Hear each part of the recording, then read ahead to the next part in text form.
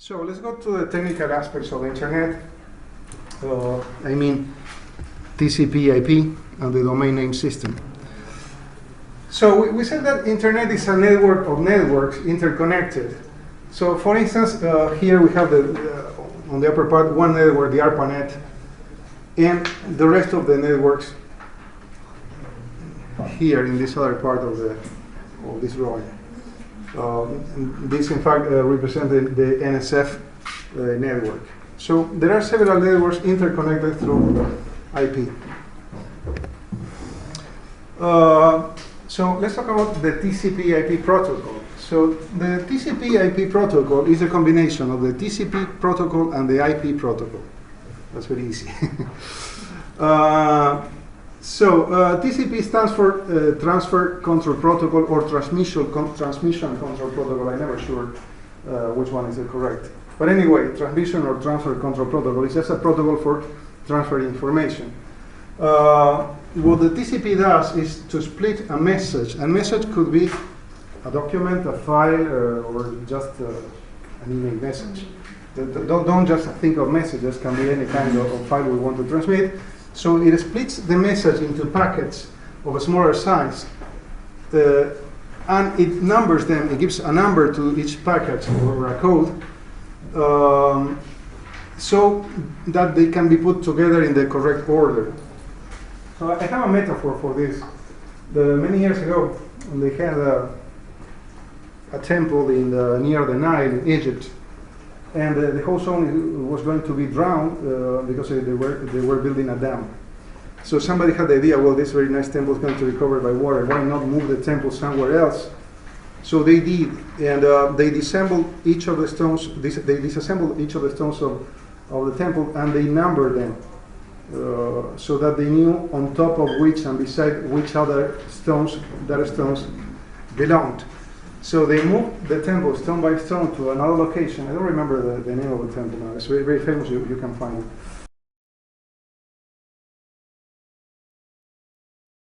And they built it again. They rebuilt it using that information. So basically, this is the idea behind TCP/IP. The information is cut into packets.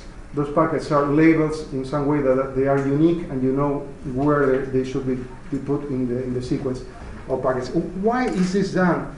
Because you are never sure that the packets are going to be received exactly in the same order that they have been transmitted. I mean, we talk about a network that has several roads to get to destination, and for different reasons, even congestion of a given split second, a given millisecond congestion can make one of the packets go by some other way and arrive later than the followers. So at destination, you have to rearrange the packets in the original order. So basically, this is the job of TCP/IP. And also, it tries to detect error and correct the errors whenever it can, or give a warning. Okay, so this is an important concept because think that originally internet was meant to transmit information like messages, files, documents. But nowadays we're using the internet for things that the internet was not meant to be used, like streaming videos or transmitting real life communications, like phone conversations. So here we have the problem of real time. So think that the information takes some time to travel from one place to another. Take into account also that the information is divided into packets. We're talking about a packet transmission network, a network based on packets of information. So if those packets arrive in a different order and they have to be arranged, and apart from that you have to do that in real time because you're having a phone call, an IP phone call, and the other one has to receive the information in less than a second, because if the communication is delayed, you will notice something weird in the talk. I mean, you cannot receive the response from the other 3 or 4 seconds later. So what the system does is, if some of the packets are not received in time, they just continue.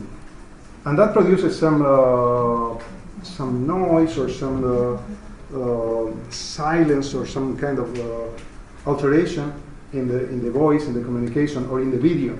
But it has to continue, it cannot stop. If the losses of packages or the delay of packages is too long, then the thing gets cut. This happens when you see a YouTube video and it gives an image saying wait. It doesn't say wait, but it says wait, we are loading information and it doesn't arrive in time. Okay?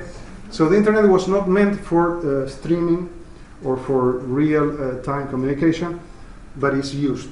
And the problem is this, that it's based on packet transmission.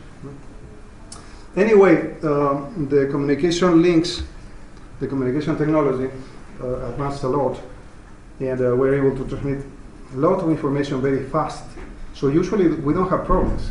I frequently have virtual meetings. I mean, meetings through internet using Skype or using Google Hangouts, and with 8 or 10 people talking during an hour or more through the internet, and there are no problems. Usually there are no problems. But we have to think that the network was not meant for that kind of processing. Okay? And then we have the IP protocol, the internet protocol, which works at a lower level. Lower level doesn't mean anything. It means it's much more closer to the electronics.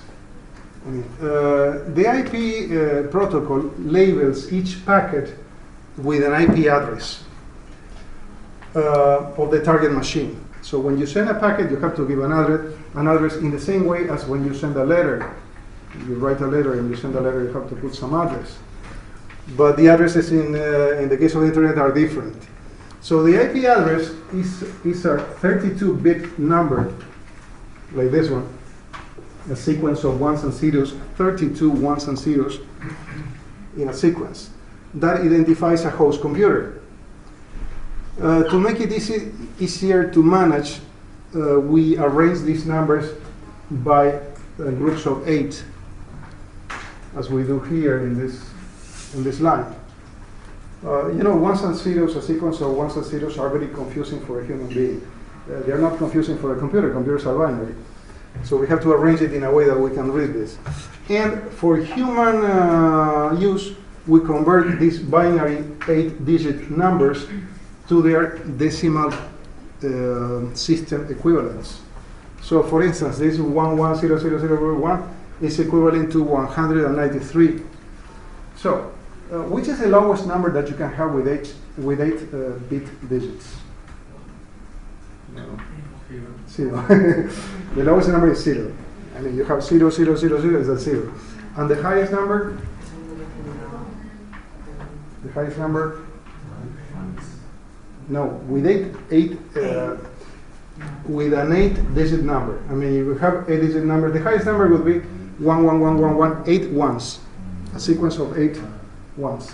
And that represents, converted to decimal, well, is you have 2 possible values for each digit, 0 and 1. And you have 8 positions. So if you have 1 position, you have 2 values, 0 and 1.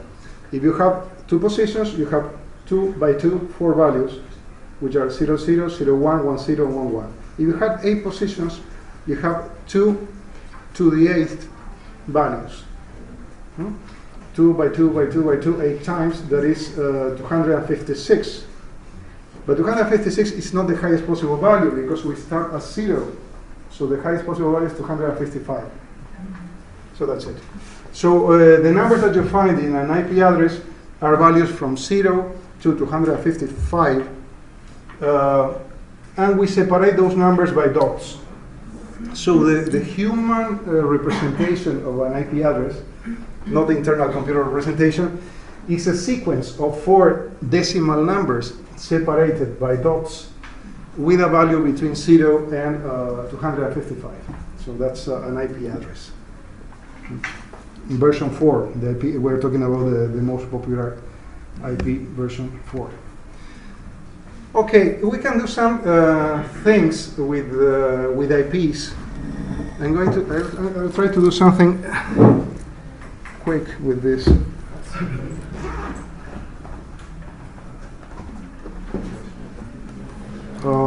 Like geolocation. Yes, there's a question there. Is it important that the software of a computer works in a 64 bits? Does it affect to the IP address? I didn't understand the question, sorry. Okay. Software can work in a 32 bits or a 64 bits. Yes, yes. And the question is, does it affect to the IP address? It will No. be 8 more numbers. No, actually it has nothing to do. I mean, the computer may be based or may be able to process 32 bits at a time or 64 bits at a time. Most modern computers process 64 bits at a time. Older ones only 32. But that's an internal thing of the configuration of the computer, but has nothing to do with IP numbers. So it's completely independent.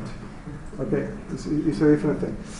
The only advantage, there is an advantage of 64-bit computers, is that they are faster because they're able to process, at every clock of the processor, they're able to process twice as much information. But that doesn't mean that in practice, 64-bit computer is twice as fast as a 32-bit computer. That's not real, because you don't do everything. I mean, they are a bit faster, but for a personal computer, it doesn't make much of a difference. For a processing computer that is working with plenty of data in a company, it makes a difference. Okay, IP geolocation. To see some application and something funny, apart from the technical aspects. IP addresses are usually, to a certain extent, associated with geographical zones of the planet. I mean, not all the IPs can be related to some geographical location, but the IP numbers, we have a limited number of IPs. It looks like a lot. If you want to know how many IP addresses you can have, we said that we can have 256 values for each number, and we have four of those numbers altogether, so you multiply 256 4 times. I mean, 256 by 256 4 times, and you get the number. It's a big number, but we have more computers than the possible IP numbers. Okay, it's not a problem because all computers are within local networks. They do not connect directly to the internet, but the IP numbers are scarce. It looks like a big number of IPs, but it's not. Okay, so those IPs are distributed by geographical zones to some extent. So there are some IPs that cannot be associated to zones. But some are, and most of the IPs that the consumers use can be associated to a certain extent. I mean, so this is the first way in which Google or whichever company on the web, or even the police in a case of a crime, or a computer crime, can have an idea of where we are located, not the exact position. And there are on the web several geolocation services. We're going to try one.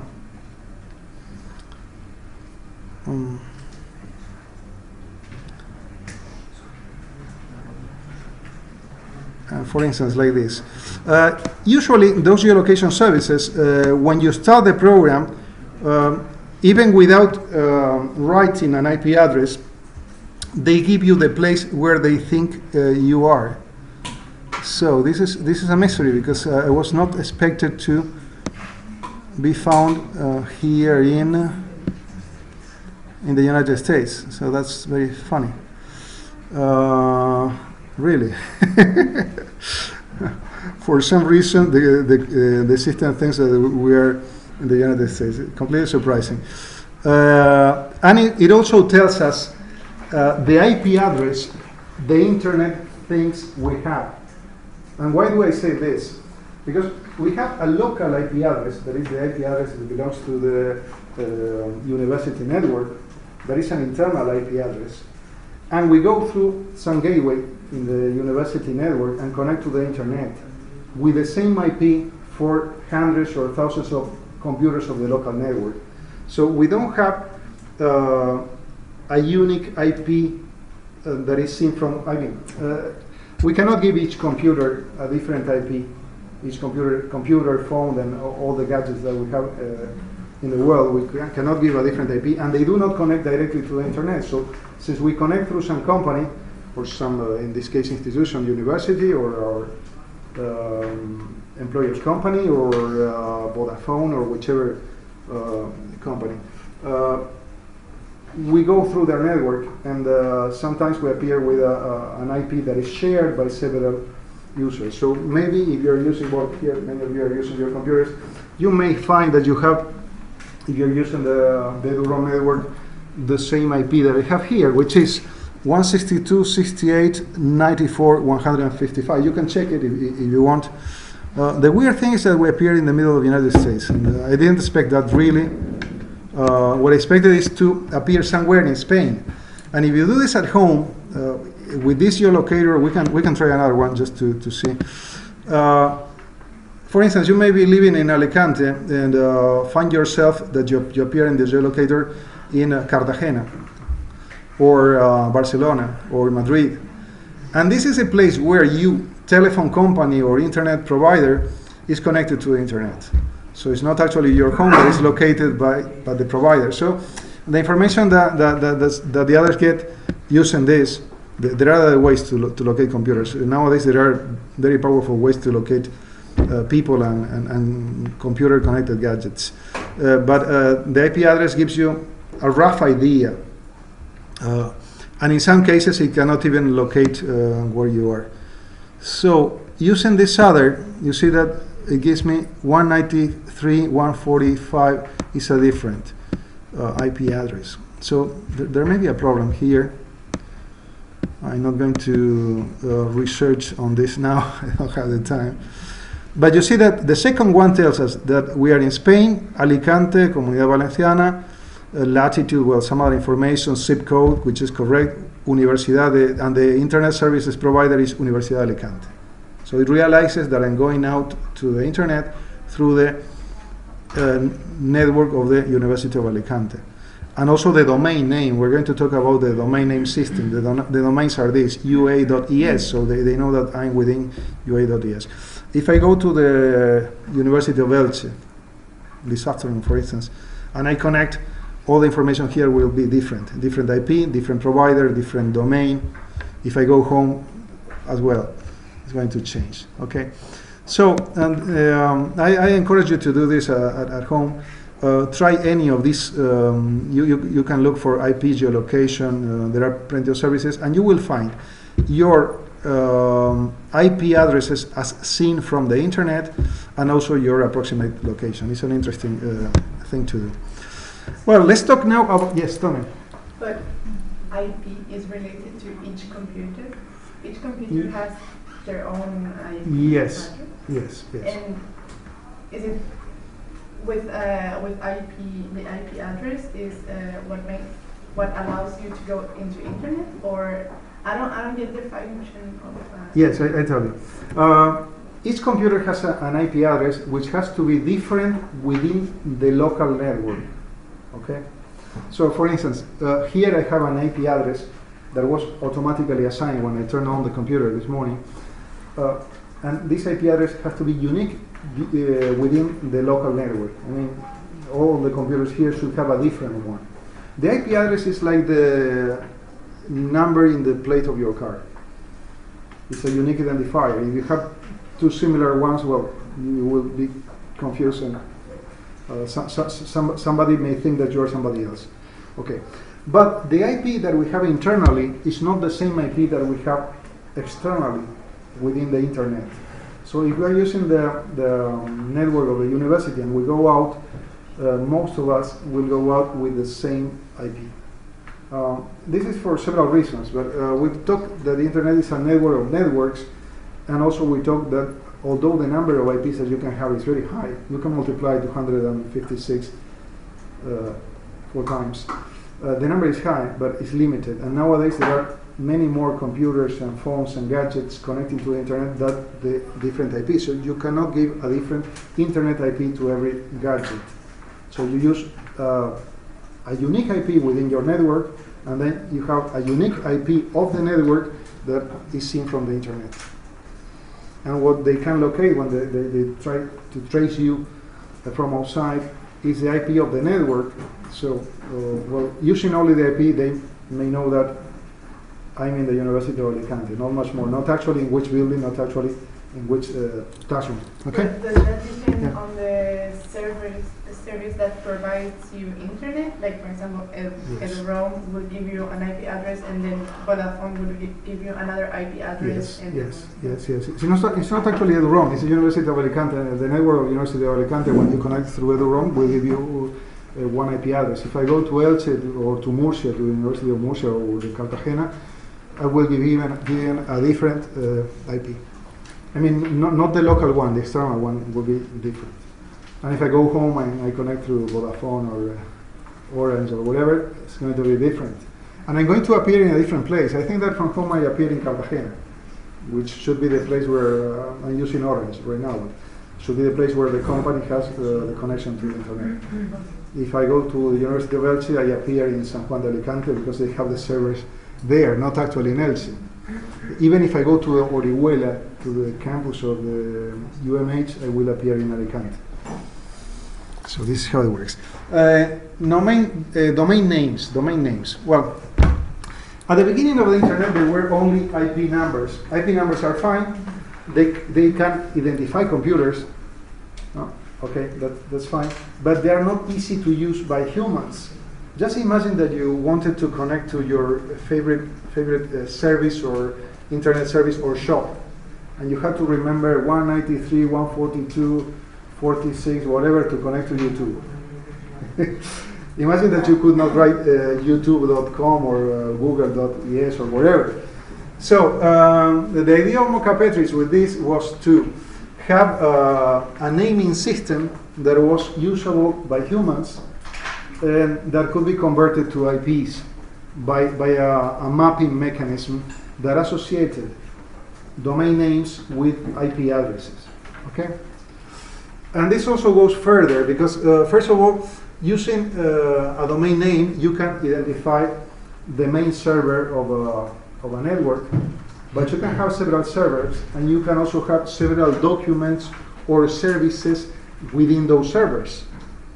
So it's not just the domain name, but you can add directories and folders and files afterwards in the same fashion, in the same way as you do with computers. When you want to locate a file in your computer, you just write drive. In Windows will be T colon, D colon, and then slash directory 1, slash directory 2, blah, blah, blah, until you write the name of the file that you want. Okay? We do the same with information on the web. So the main purpose was to avoid using or remembering IP addresses, which was not easy. So these domain names are a hierarchy of words that allow us to locate servers and services. Okay. For instance, here, if you write, and you can do this, and this is real, you can write derecho.ua.es, and you will find the main server of the Faculty of Law at this university. You see that this is hierarchical in the sense that the last part, in this case, for instance, is the territorial domain name. All the domains belonging to Spain are .es. There are commercial domains, but that's another thing. We're going to see this in the next slide. Then we have a subdomain of the territorial domain, which is UA, that stands for University of Alicante. And then we have a subdomain of the subdomain or the name of the machine that is called Derecho. So Derecho is a computer within the University of Alicante of Spain. So basically this is the idea. It's similar as what we do when we write a letter. When we write a letter, we usually do it the other way around, but we write Paul Spence, University of Oxford or University of King's. In fact, I know somebody with this name, King's College London, and then you write the address, and finally you write the city, the zip code, and the country. Okay, so this is a country. The local network and the computer. Okay. Well, when the domain name system was created, and at that point the internet was only within the United States, the original idea is to have some names reserved for specific purposes. And the list of original domains reserved for specific purposes is the one in this table. .gov was meant to be used by government services, government organizations. .mil for the military. Remember that at the beginning the internet was very much related to the military.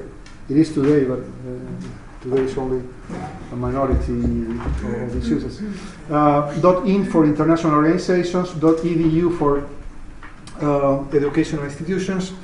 .com for the commercial or trading companies. .org for non-governmental organizations in general, and .net for computer networks, for other networks. Okay, that was basically the idea, but with time this idea got a little bit corrupted, to say it somehow.